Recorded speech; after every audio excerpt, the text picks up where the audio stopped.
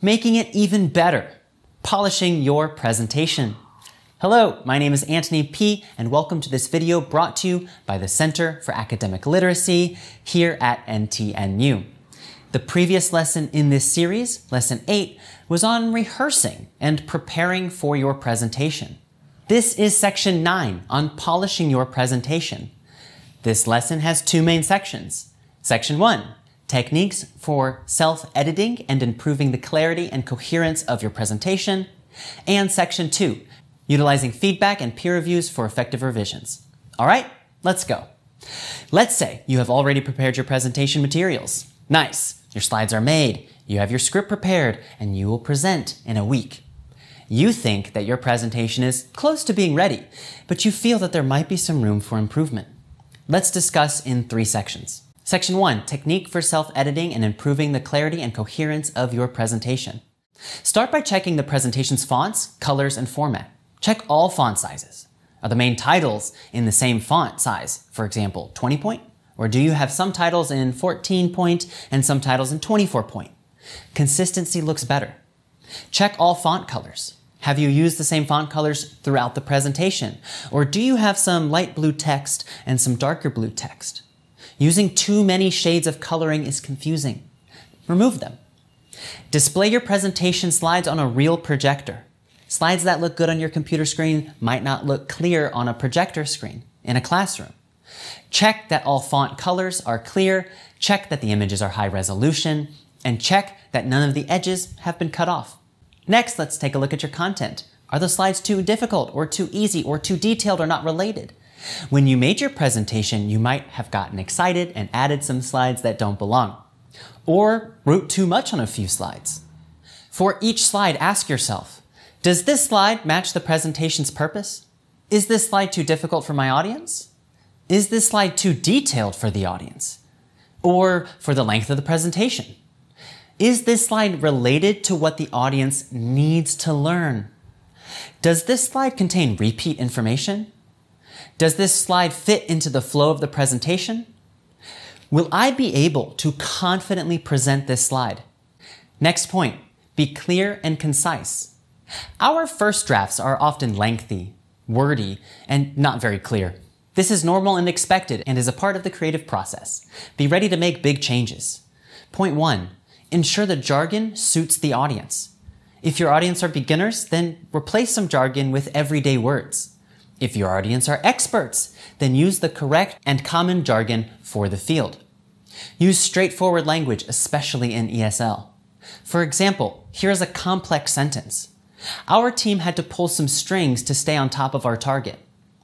Let's write this sentence more clearly as, our team worked with our professional contacts in the industry to finish our tasks on time. Technical presentations that use clear, concise, and straightforward language are easier to understand and enjoyable to listen to. Point 3, remember that long, complex sentences don't always make your point more clear. Short sentences make sense. My advice is to lower the English level of your presentation to ensure maximum clarity. Next point, consider reorganizing slides to enhance logical flow. Are your slides in the clearest and correct order? Sometimes your presentation follows a timeline of events. This is called chronological order. If you are following this order, check that each of your slides are in the correct place. If you have a finding that is most impactful, consider moving that finding to the front of your results section. If you have an implication for the field, consider moving that implication to the end of the presentation so that you conclude strongly. Lastly, does your presentation flow from one slide and topic to another? I add title slides between sections for transitions to help my audience follow my presentation. Next point, review your presentation for grammatical errors and typos and punctuation mistakes. Use AI tools or built-in grammar checkers in Microsoft Word. Next point, record yourself delivering your presentation. Watching yourself present material is a powerful way to make improvements. When I watch videos of myself presenting, I check my facial expressions, my body language, and my speaking speed. In my normal life, I can be an extremely fast talker. And that is not suitable for many presentations. Next point, have peers and professors review your presentation. Share your presentation with colleagues, friends, and professors and advisors.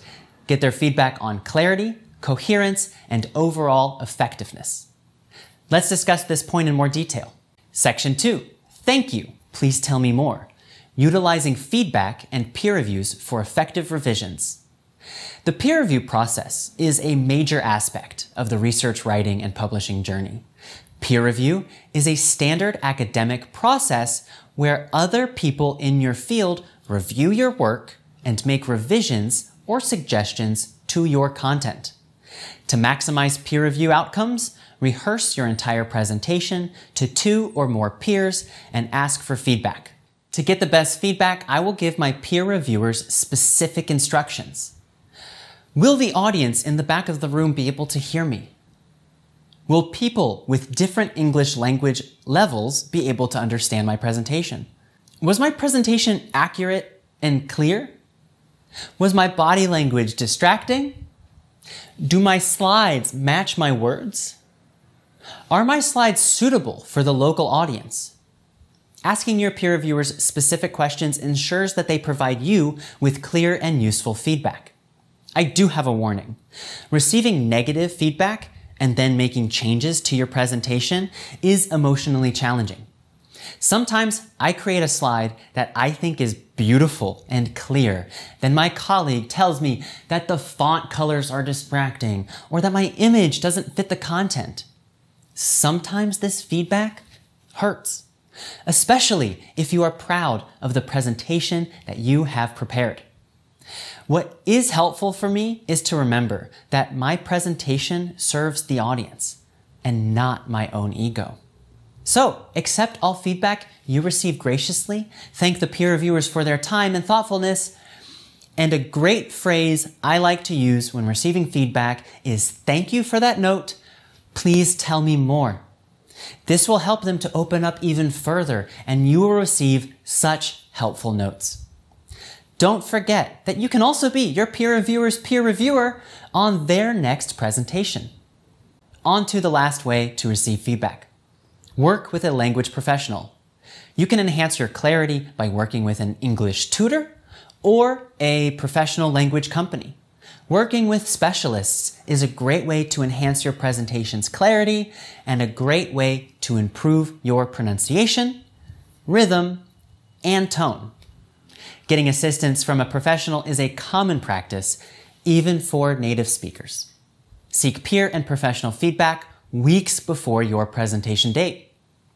Again, my name is Antony P. from the Center for Academic Literacy here at NTNU. Thanks for watching. In this video, we learned how to polish your presentation with self-editing and peer review.